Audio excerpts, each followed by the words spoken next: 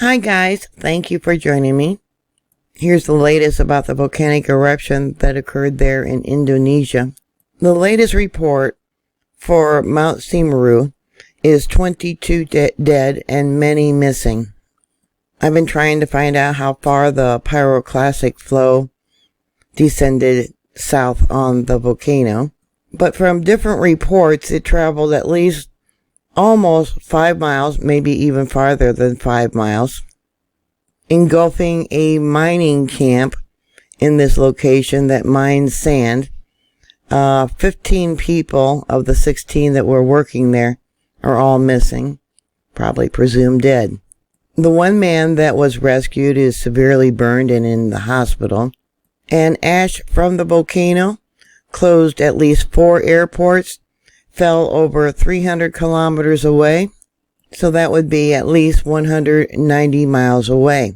There has been one report saying people were warned about an hour before the eruption, and supposedly some people were moving out of the area, but I don't think that was true. Many of the people did not realize that the mud flows that were coming down were superheated and were severely burned by these mud flows. Many people never even got a chance to get out, and search rescues have been hampered, have been halted because of minor eruptions that are still ongoing. Looking at the images of the mud flows and the ash, it looks like at least, if not more, 6 feet of ash has fallen there. Aerial images of the mud flows, yeah, these were superheated mud flows. And like I said, many people were trapped in their vehicles as they tried to evacuate. It only takes 4 inches of dry ash to collapse a building, but there was rains going on at the same time. And if it's wet ash, it only takes about 2 inches to collapse the roofs. These mud flows are still superheated, also hampering search and rescue efforts. And there's still lots of toxic gases coming out of the ground. People have been told not to go within 3.5 miles of the volcano because of the toxic gases that the volcano is spewing even now. It turned daytime to night, and Saturday when I did that report, I showed you many images of the mud flows that were going on and the evacuations. Here's an image of 2 people that were rescued. You can see that their clothes were literally torn off them or burned off of them. There is a lot of homes within this area where the pyroclastic flows and mud flows went. A lot of people. I don't think we'll have the true numbers of those that have been killed, those that have been injured, how many are now homeless. Incandescent lava flows were seen about a half a mile from the volcano summit. So that's the red line that I measured out here on Google Earth.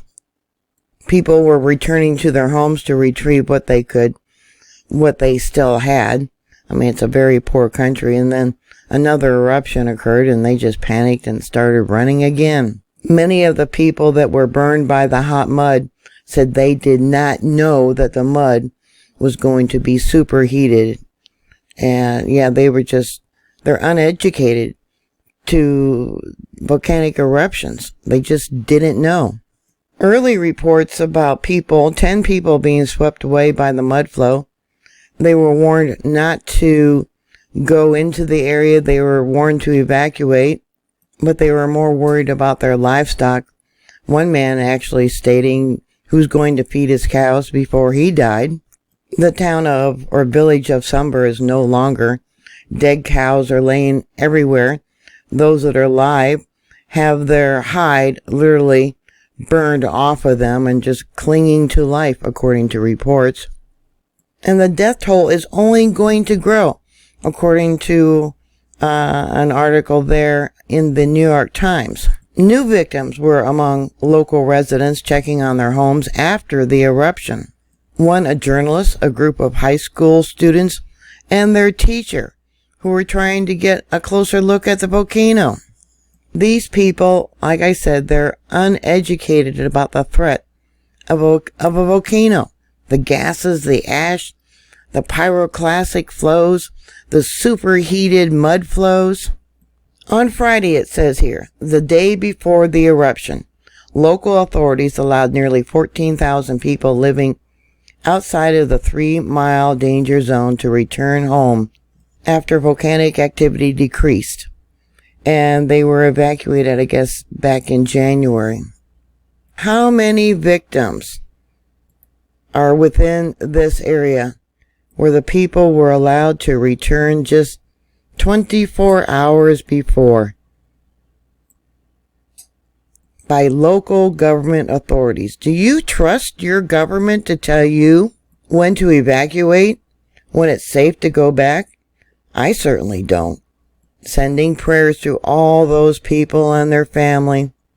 So what are your thoughts? Please put those comments down below. Thank you very much for watching. Thank you very much for subscribing. Thank you very much for your support. Please stay safe, and I'll talk to you later. God bless y'all. Bye.